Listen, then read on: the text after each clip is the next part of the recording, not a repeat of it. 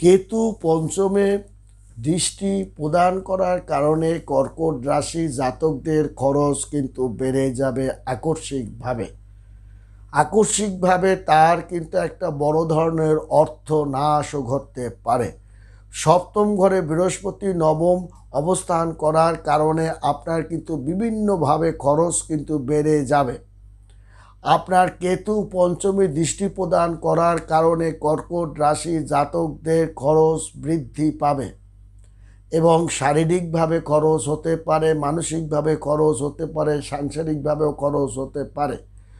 সপ্তমে ঘরে বৃহস্পতি এবং নবমে অবস্থান করার কারণে আপনার সন্তানের জন্য অর্থনাশ ঘটতে পারে, পারিবারিক কোনো কারণে অর্থনাশ ঘটতে পারে, জীবনসঙ্গিনীর জন্য অর্থনাশ ঘটতে পারে, এমনকি আপনার জন্য অর্থনাশ ঘটতে পারে। সতর্ক থাকবেন। কর্কট রাশি